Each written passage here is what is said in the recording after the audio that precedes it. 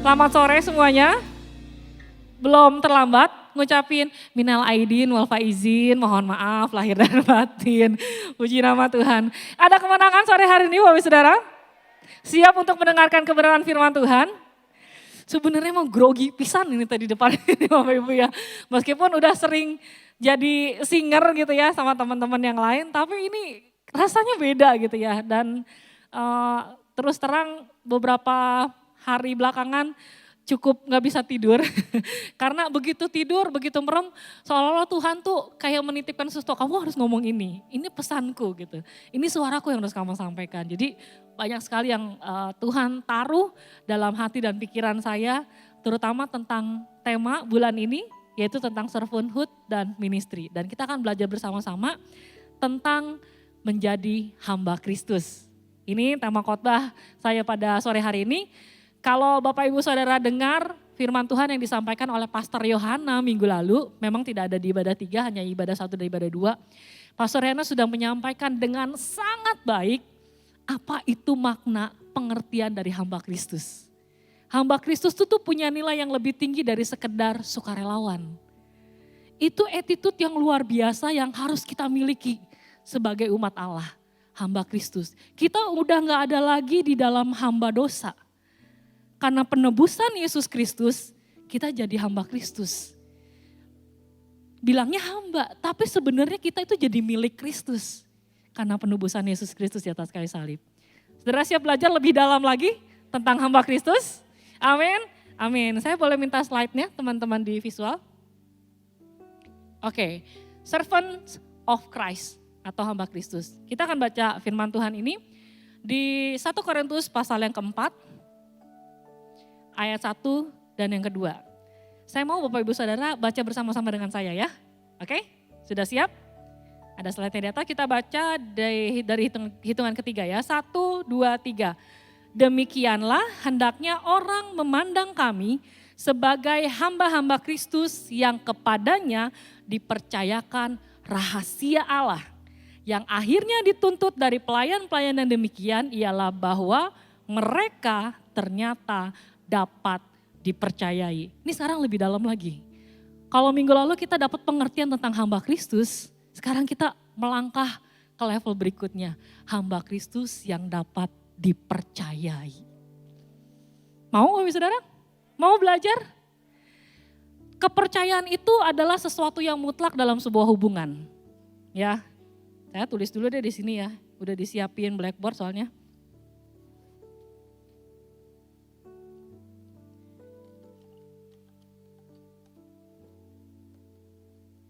Bentar ya. Hamba Kristus.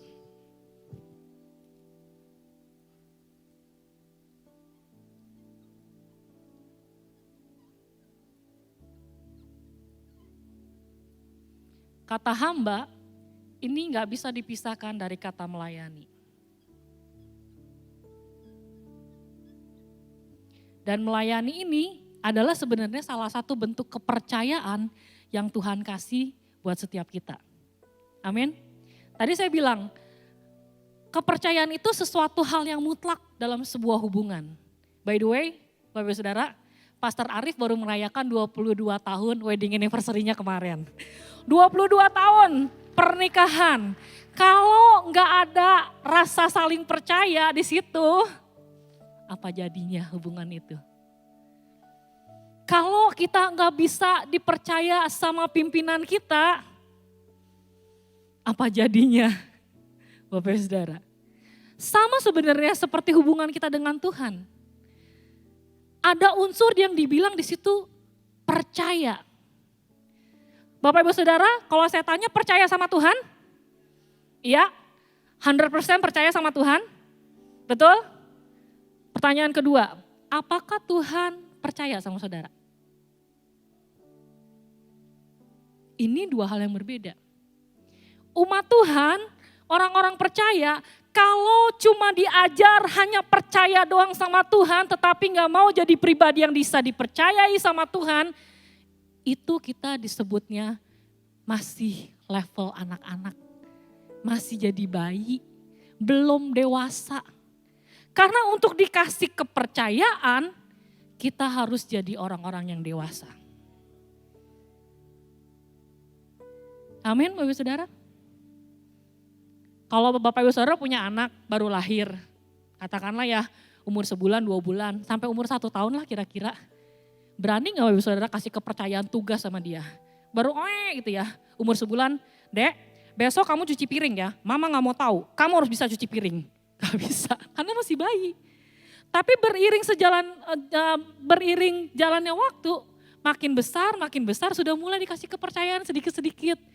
Umur 1,5 tahun sudah bisa jalan. Nak sini nak, tolong bantu mama buangin sampah ya. Dia udah ngerti, oh iya karena sudah mulai dewasa. Sama kehidupan kita saudara. Jangan terus menerus kita mau ada di level yang masih jadi bayi rohani. Enggak bertumbuh, enggak dewasa. Tapi belajar untuk kita menjadi dewasa secara rohani. Karena orang-orang yang dewasa, orang-orang yang bertumbuh, dia bisa dikasih kepercayaan sama Tuhan. Amin. Amin. Saya mau cerita, ini kisah nyata, based on true story. Kata dewasa itu ya sebenarnya butuh proses, benar Bapak Saudara? Dan salah satu prosesnya adalah ketika kita dikecewakan.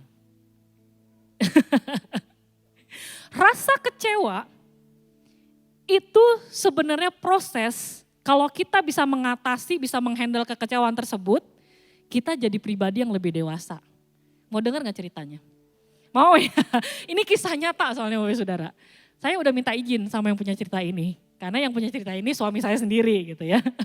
Tahun 2007, udah cukup lama ya, berarti sekitar 16 tahun yang lalu ya. 16 tahun yang lalu. Suami saya sudah mulai pelayanan sejak dia SMA ya. SMA, sudah melayani. Setia banget melayani. Melayani di kaum wanita ya, main bass. Iya betul, sama-sama timnya gitu ya dari SMA. Terus mulai melayani di Tunas Remaja, dulu kita masih ada komisi ya. Melayani di remaja, setia orang yang sampai dia dikasih kepercayaan bisa melayani di ibadah raya. Wow itu satu kebanggaan Bapak Saudara. Nah satu ketika GSDI Bethlehem ini punya network yang sangat bagus dengan salah satu EOG atau Gereja Sidang Jemaat Allah yang ada di Kuala Lumpur. Karena gembalanya pada waktu itu sahabat dekatnya Pastor Arif. Jadi pemusik diundang pelayanan ke Malaysia. Wah seneng banget dong ya, seneng banget pasti. Nah dari semua pemusik yang dikirim tuh 2 tim. Jadi sekitar waktu itu 10 orang yang dikirim. Dari sekian banyak orang, suami saya yang namanya Jamie Permana ini, yang sudah begitu setia melayani, enggak diajakin Bapak Ibu Saudara.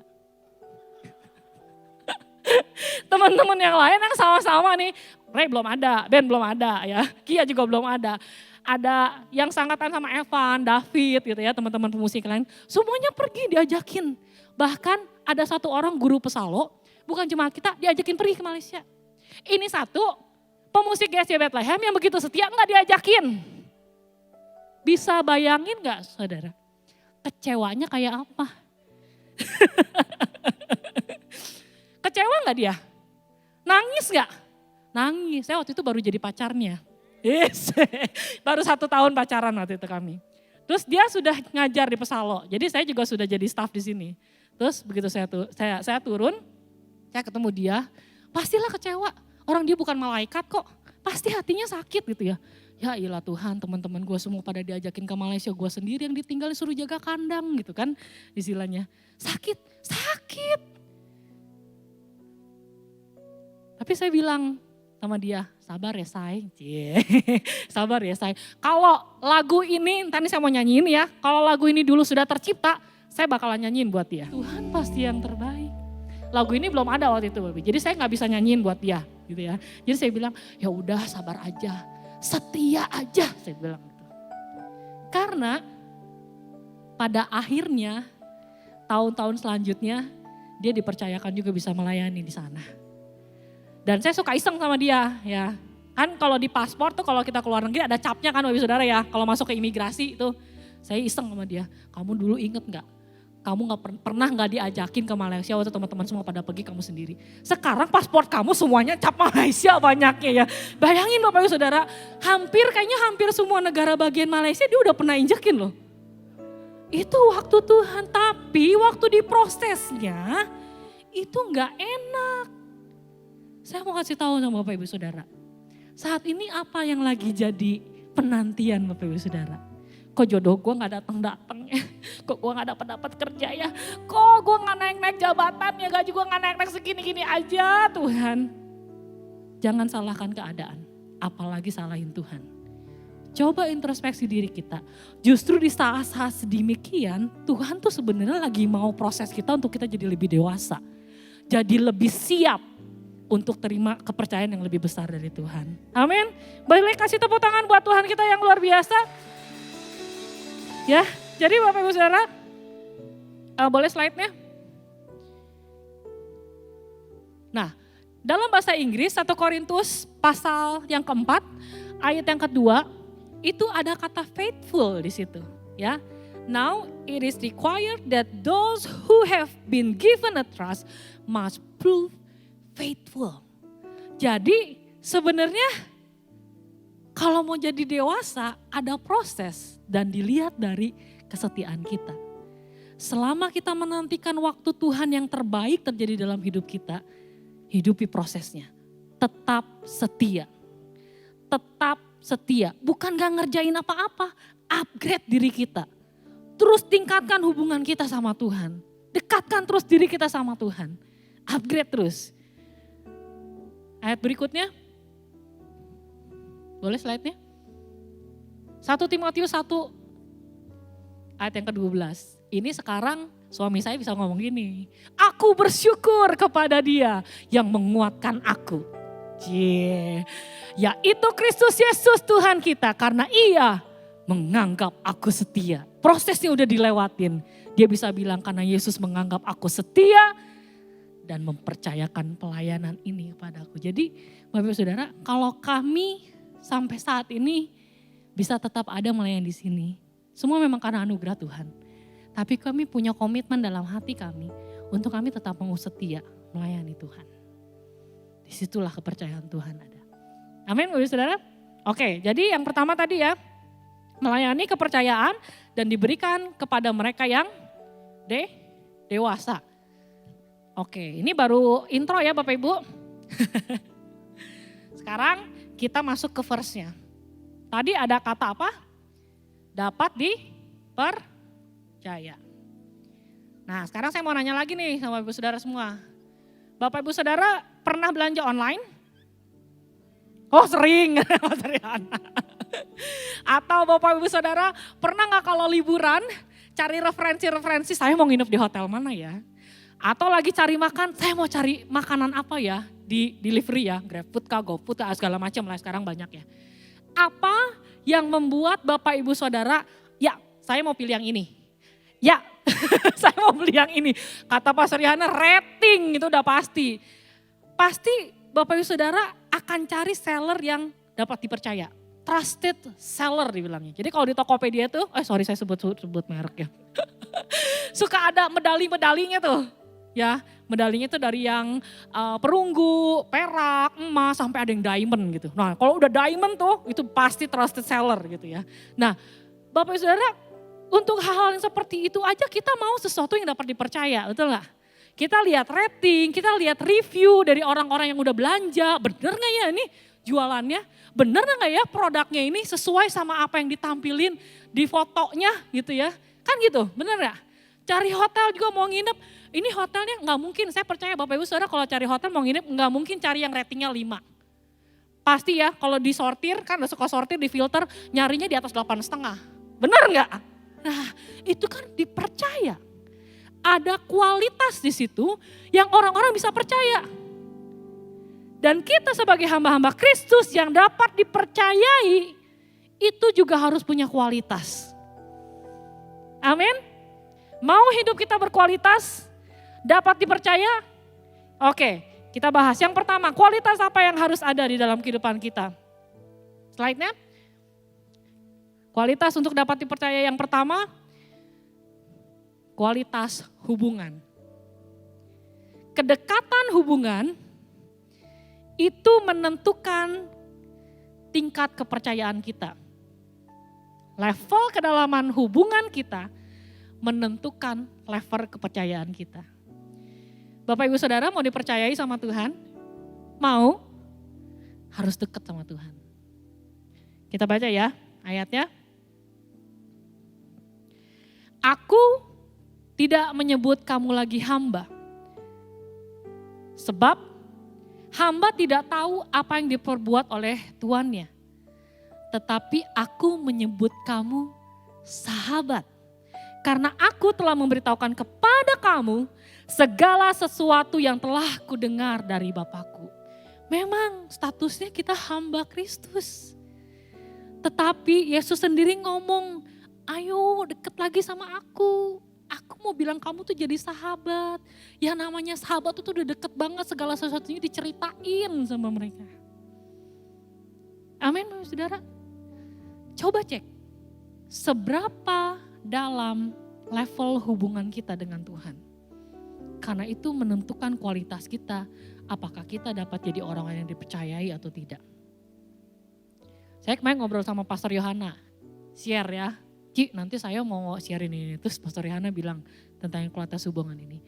Saudara tahu, murid-murid Yesus, dari 12 muridnya ada 3 orang yang paling dekat sama dia, sama Yesus. Petrus, Yohanes, dan Yakobus. Dan yang paling nempel sama Yesus siapa? Yohanes. Sampai dibilang Yohanes itu menyandarkan kepalanya ke pundaknya Yesus. Ada lagi literasi yang bilang Yohanes itu bisa menempelkan telinganya ke dadanya Yesus. Saudara bayangin. Ini yang khususnya untuk suami istri ya. Yang untuk suami istri. Kalau lagi pelukan, terus telinga kita nempel di dadanya pasangan kita.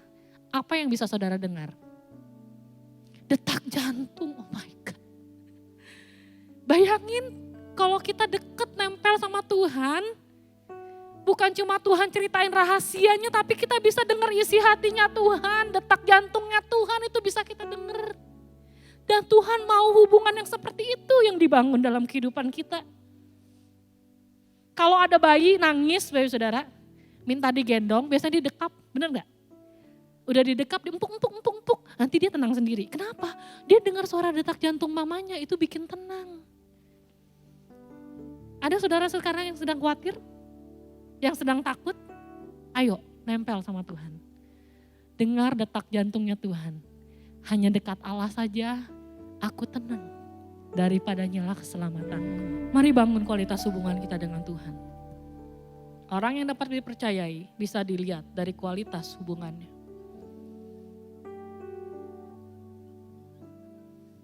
Yang kedua, kualitas apa lagi yang harus kita miliki supaya kita jadi orang-orang yang dapat dipercayai? Boleh slide-nya? Yang kedua adalah kualitas ketaatan. Bapak Saudara, ini sekali lagi buat suami istri juga nih, karena kami juga sebenarnya baru belajar. Ya, usia pernikahan kami baru mau masuk 13 tahun, tapi kami banyak belajar di situ, terutama mengenai hubungan. Ya, kualitas ketaatan. Bapak Saudara tahu, kalau kita nih masing-masing punya yang namanya love language, ya. Bahasa kasih, bisa beda-beda Bapak Saudara ya. Ada 5 yang utama bahasa kasih itu. Jadi ada act of service, ada quality time, ada gift, ada physical touching gitu ya. Macam-macam. Nah, tahukah Bapak Saudara, Tuhan itu punya love language lah. Bener, Tuhan tuh punya love language. Mau tahu love language-nya? Taat. Tuhan tuh seneng banget kalau kita bisa taat sama dia. Taat yang bukan milih-milih, tapi taat sama semua perintahnya. Ayatnya, Yohanes 14 ayat ke-15, ini jelas banget. Jikalau kamu mengasihi aku, kamu akan menuruti segala perintahku. Dalam kapasitas kita sebagai hamba, Titus 2 ayat yang 9-10. Hamba-hamba hendaklah taat kepada tuannya. Siapa Tuhan kita? Kristus dalam segala hal dan berkenan kepada mereka. Jangan membantah, jangan curang, tetapi hendaklah selalu tulus dan setia, supaya dengan demikian mereka dalam segala hal memuliakan ajaran Allah, Juru Selamat kita. Amin Bapak Saudara. Tuhan tuh senang kalau kita taat. Ini jadi perenungan kita. Kita bilang kita mengasihi Tuhan, kita cinta sama Tuhan. Tapi begitu ada perintah Tuhan kita pilih-pilih. Perintah yang enak buat saya lakuin. Oh perintah ini gak enak, itu buat dia. Tapi Tuhan bilang, jikalau engkau mengasihi aku, engkau akan menaati semua perintah. Merenungkan firman Tuhan, memegang perintahnya dan melakukannya. Dan tujuan hidup kita untuk menyenangkan hati Tuhan. Bagus banget lagunya, liriknya bagus banget. Tapi pada kenyataannya seringkali ini yang kita lakukan. Ku temukan firman-Mu siang dan malam. Tapi kemudian ku lepas firman-Mu dan ku lupakan. Aku tahu ya Tuhan, tujuan hidupku hanyalah untuk menyenangkan hatiku. Itu yang sering kita lakukan Bapak Saudara. Mungkin Bapak Saudara pikir, ini mah bisa-bisaan si Ita aja yang ngubah-ngubah lirik lagu. Tapi waktu saya renungkan, benar Bapak Saudara, kita bilang kita mengasihi Tuhan.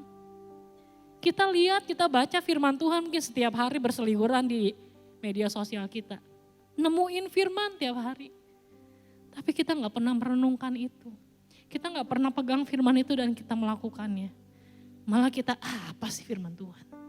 Ini bukan buat saya. Dilupain. Bahkan yang lebih parah lagi, bisa bilang, aku tahu Tuhan tujuan hidupku. Bukan untuk menyenangkanmu, tapi untuk menyenangkan diriku sendiri. Bertobat Bapak Ibu Saudara. Saya bertobat. Saya belajar. Gak mau Tuhan. Jangan sampai saya bilang saya mengasihi Tuhan, tapi saya bukan orang-orang yang melakukan perkataan Tuhan. Mari cek sampai di mana kualitas ketaatan kita sama Tuhan. Kalau hari ini Bapak Ibu Saudara diingatkan untuk mengampuni orang-orang yang sudah menyakiti Bapak Ibu Saudara. Bisa? Mau lakukan itu? Kalau saat ini saudara diingatkan untuk berdoa bagi orang-orang yang sudah menipu mungkin Bapak Ibu Saudara semua. Bisa lakukan itu? Kalau firman Tuhan cara ngingetin, hai istri-istri tunduklah kepada suamimu. Hai suami-suami, kasihilah istrimu dan jangan bertindak kasar terhadap dia. Mau lakukan firman itu? Hai anak-anak hormatilah orang tuamu. Hai bapak-bapak jangan sakiti hati anak-anakmu. Itu kan semua firman Tuhan Bapak Saudara. Terus kita mau tebang pilih, ini enak buat saya. Menyenangkan hati saya. Enggak. Kali lagi, sampai di mana kualitas ketaatan kita? Ayo cek. Karena di situ menentukan kita akan jadi orang yang dapat dipercaya atau tidak. Amin Bapak Saudara? Oke, kualitas nomor 2. Tadi kualitas ketaatan. Sekarang yang ketiga. Saya tulis dulu ya. Kualitas kehidupan.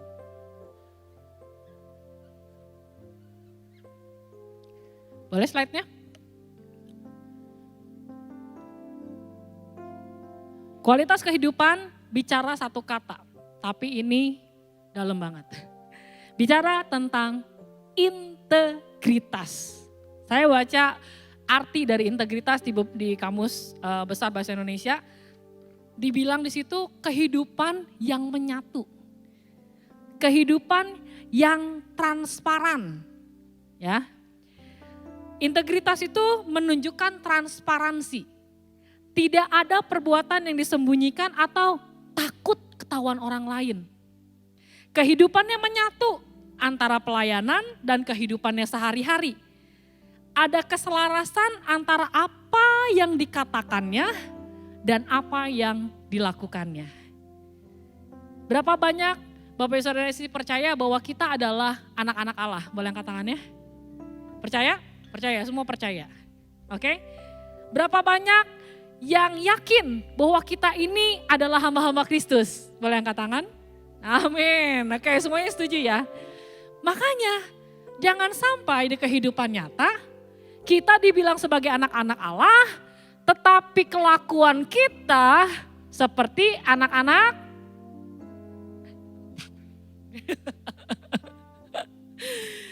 dibilang kita ini hamba-hamba Kristus, murid-murid Kristus, pengikut Kristus, tapi perbuatannya jadi pengikut itu gak ada integritas, saudara. Kalau kita punya integritas, kita gak akan takut orang cari-cari kesalahan kita. Cari celah, ini di mana ya salahnya? Karena kita hidup dalam integritas, hidup dalam kebenaran, mempertahankan kebenaran dimanapun kita berada. Enggak jadi orang yang beda. Kalau di gereja jadi penyembah, begitu di luar jadi penggibah. Bahaya Bapak Saudara. Kalau di gereja jadi worshiper, begitu di luar jadi gossiper. Bedanya tipis, cuma itu bertentangan banget. Coba cek, sampai di mana level kehidupan kita, integritas kita dalam hidup. Karena di situ kita akan bisa dilihat, bisa jadi orang-orang yang dapat dipercaya. Amin Bapak Saudara. Mau menjaga kehidupan kita, tetap kudus, tetap benar, dimanapun kita berada. Amin. Di tengah-tengah pekerjaan kita, di tengah-tengah pendidikan kita, sekolah kita, di rumah tangga kita, dimanapun kita berada. Kita jadi orang yang sama karena identitas kita tuh anak-anak Allah, hamba Kristus. Amin Bapak Saudara. Mazmur pasal yang 119 ayat yang pertama mengatakan, berbahagialah orang-orang yang hidupnya tidak bercela, yang hidup menurut Taurat Tuhan. Kita bahagia kalau kita hidup berintegritas, hidup di dalam kebenaran. Amin Bapak Saudara. Tadi lagu tadi bilang, ku berjuang sampai pada akhirnya Tuhan menemukan kita setia. Untuk hidup di dalam integritas itu memang butuh perjuangan Bapak Saudara. Harus sangkal diri, harus pikul salib, harus bayar harga. Tapi ujungnya adalah kemuliaan. Amin Bapak Saudara. Oke, 3 kualitas ini mari kita bangun sama-sama. Untuk jadi orang-orang yang dapat dipercaya, cek kualitas hubungan kita. Cek kualitas ketaatan kita, dan cek kehidupan kita. Amin? Udah selesai? Belum. Sabar ya saudara ya. Masih ada satu part lagi. Tadi ayat yang dari 1 Korintus pasal yang keempat ayat yang pertama. Saya balik ke ayat yang pertama ya. Boleh ayatnya? Oke. Ada kata rahasia Allah. Ya, di 1 Korintus pasal yang keempat ayat yang pertama, demikianlah hendaknya orang memandang kami sebagai hamba-hamba Kristus yang kepadanya dipercayakan rahasia Allah. Saudara mau tahu rahasianya? Ini dahsyat. Rahasia Allah. Nah, saudara juga perlu dengar ya, khotbahnya Pastor Arief waktu tanggal 8 Januari 2023. Judulnya Rahasia Ilahi. Ya, ini juga ada rahasianya. Dan saya mau bawa rahasia Allah ini adalah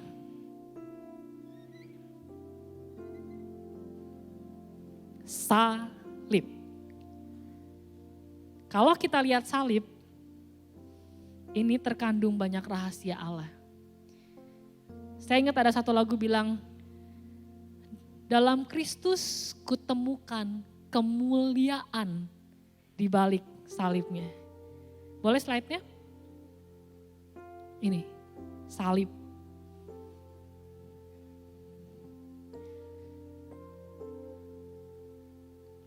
Salib, kalau kita belajar tentang salib, itu selalu ada hubungan vertikal dan horizontal. Betul ya Bapak Ibu Saudara?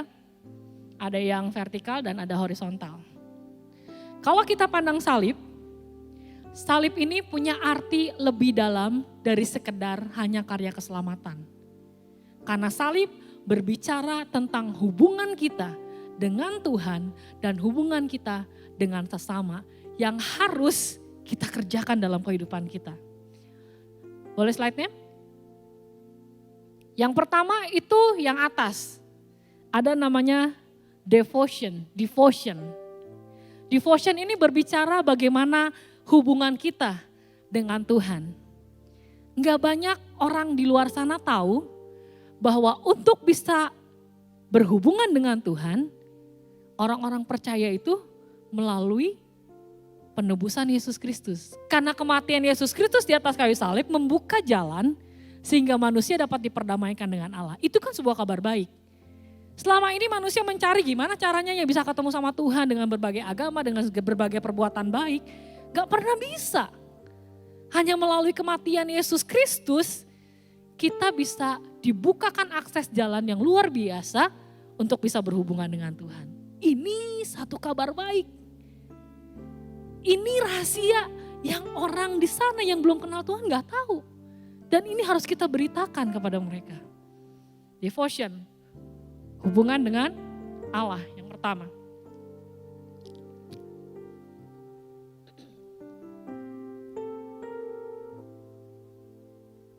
Satu kali kami dapat kesempatan nginep di salah satu hotel di Bandung, saudara ya. Jadi booking hotelnya pakai aplikasi. Nah, begitu sampai di hotel, kami check in. Terus resepsionisnya bilang ini pas check in, "Ibu, karena Ibu cek bookingnya melalui aplikasi, Ibu dapat upgrade free. Bisa masuk, akses ke lounge kami, bisa dapat free flow kopi dan teh, juga snack, kue-kue, buah-buah dan free dinner dari jam 2 sore sampai jam 9 malam. Free akses." Diterima gak Bapak Saudara? Atau saya dengan sombong, gak perlu, cukup kamar aja gak perlu. Ya enggak lah, pasti kami seneng banget dan kami terima. Dan kami manfaatkan itu sebaik-baiknya. Benar-benar staycation yang luar biasa itu karena dapat privilege seperti itu gitu ya.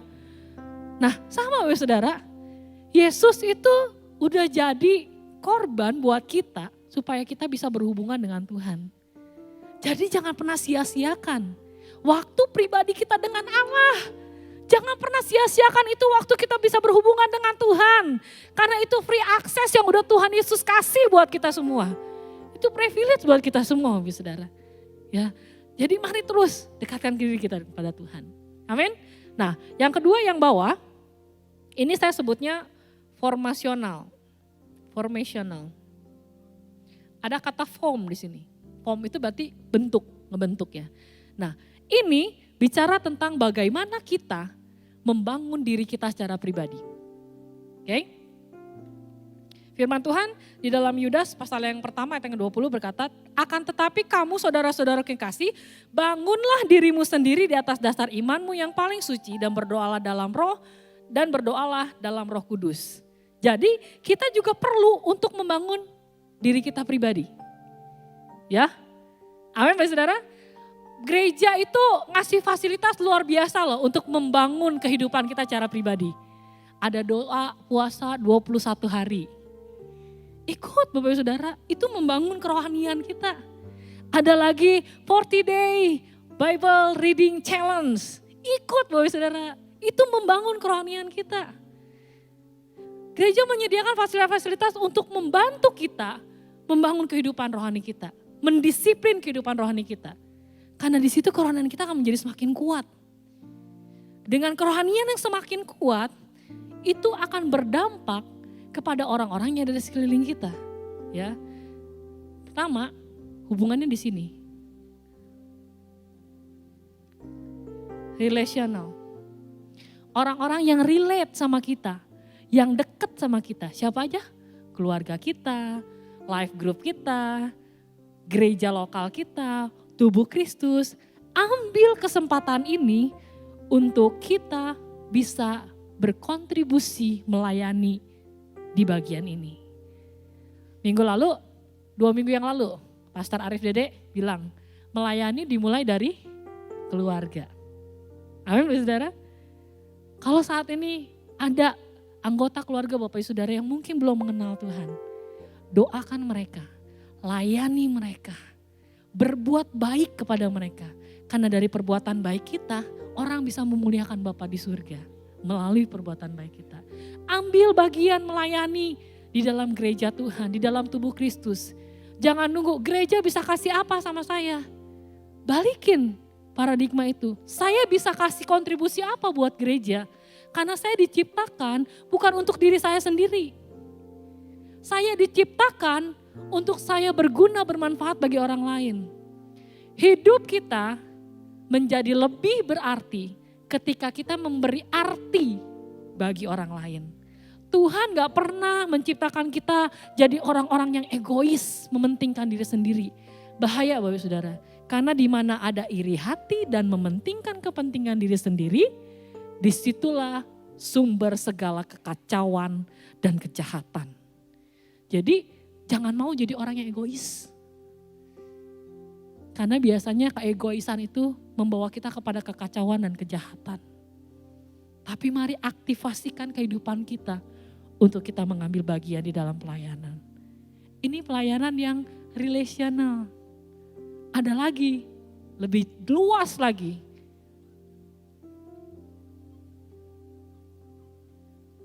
Misional. Yesus datang ke dunia, mati di atas kayu salib, menebus dosa semua umat manusia, bukan hanya orang Kristen saja. Ya, artinya kita mengemban tugas yang sama untuk bisa memberitakan salib ini kepada orang-orang yang belum mengenal Tuhan. Di marketplace kita, oikos kita, dimanapun Tuhan menempatkan kita bekerja, kuliah, sekolah, jadilah saksi di sana.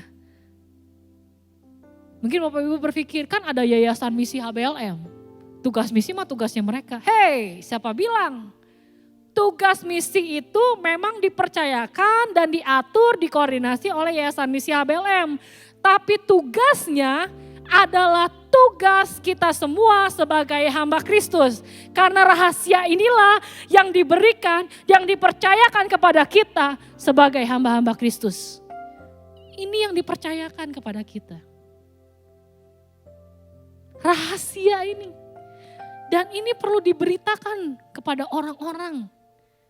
Kita mengemban tugas, mengemban kepercayaan, salib ini Bapak Saudara. Jangan jadi orang yang egois. Keselamatan kok dibuat untuk diri sendiri. Keselamatan itu juga buat banyak orang, buat semua orang yang belum mengenal Tuhan. Jadi saksi. Amin Bapak Saudara.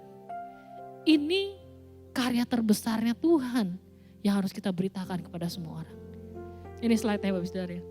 Hubungan devotion, formational, relational, dan missional.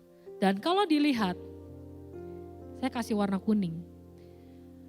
Pastor Arif pernah kasih quotes, apa yang kita bangun di private area, itu akan terlihat ketika kita ada di public area. Jadi ini private area nih yang harus kita bangun. Private area itu bicara tentang deeper. Tema kita selama tahun 2023, deeper. Ini. Yang hijau itu bicara tentang public area. Bicara tentang stronger. Deeper bicara tentang apa yang kita bangun di private area kita. Stronger itu berbicara tentang pengaruh apa, dampak apa yang kita bisa berikan kepada dunia ini. Ini rahasianya. Rahasia ini dikasih sama kita, dipercayakan kepada kita sebagai hamba Kristus. Maukah saudara melakukannya? Maukah saudara mengemban tugas yang mulia ini, memberitakannya kepada orang-orang yang belum mengenal Tuhan? Mau saudara? Rencana Allah itu digenapi melalui kematian Yesus di atas kayu salib. Saya mau bicara hal yang sama. Rencana Allah bisa digenapi dalam kehidupan kita ketika rahasia salib ini kita kerjakan di dalam kehidupan kita.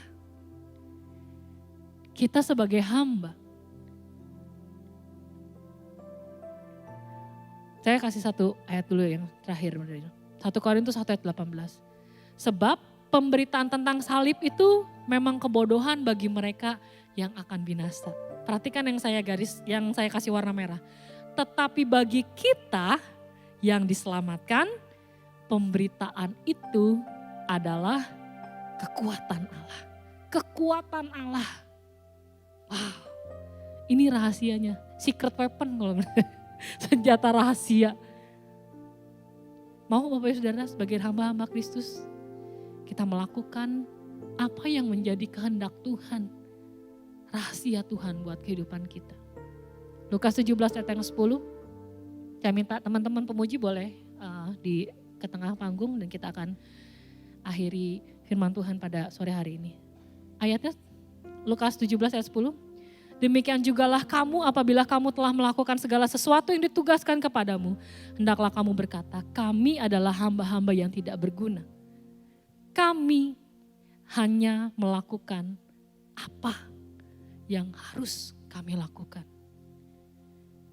Bapak Ibu Saudara, GSJ Bethlehem ini dipercayakan Tuhan visi yang sangat besar.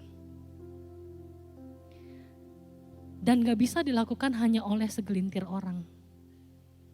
Itu kan tugasnya Pastor Arif dan pendeta-pendeta yang lain. Tugas staf kantor gereja. Kak, ini tugas kita bersama, saudara. Sebagai hamba-hamba Kristus, mau gak kita mengambil bagian di dalamnya? Enggak sekedar hanya jadi penonton dari luar. Oh keren ya GSJ Bethlehem, keren ya. Oh pelayanan misinya bagus ya. Oh pelayanan musiknya keren ya, luar biasa ya. Hanya jadi tim hore. Tapi saya mau mengajak Bapak Ibu Saudara malam hari ini, sore hari ini. Saya yakin dan percaya saat firman Tuhan yang diberitakan, Roh Kudus berbicara dalam hati Bapak Ibu Saudara semua. Kamu bisa lakuin sesuatu loh buat aku, Tuhan bilang. Kamu punya kapasitas loh buat memberikan kontribusi. Entah itu di dalam rumah Tuhan, entah itu di dalam pelayanan-pelayanan afiliasi gereja yang lain. Kita punya afiliasi ya Bapak Ibu Saudara ya, kalau bisa belum tahu, selain ada Yayasan Misi HBLM, kita punya Yayasan Tunas Harapan yang bergerak di bidang pendidikan. Kita punya Koperasi SMS dan PT Pesalo yang ada juga di marketplace untuk bagian usaha, perekonomian dan entertainment, sekolah musik. Kita juga punya lagi ya, Sekolah Raja Wali di Yayasan Tunas Harapan. Apa yang bisa Bapak Ibu Saudara berikan? Saya yakin dan saya berdoa ketika saya mempersiapkan firman ini, Tuhan temukan hati-hati yang mau rela untuk mengambil, dipercayakan rahasia ini dan mereka mau untuk melakukannya.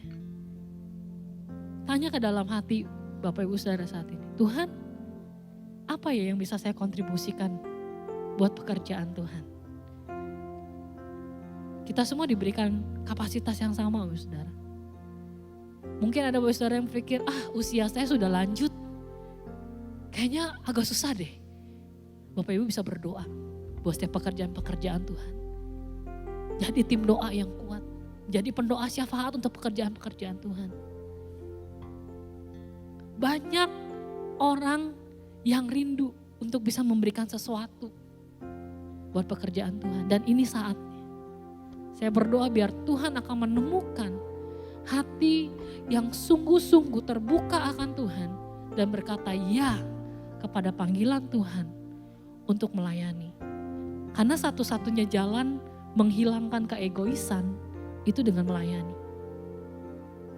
Dan Tuhan panggil kita untuk kita jadi berkat, jadi terang bagi bangsa-bangsa.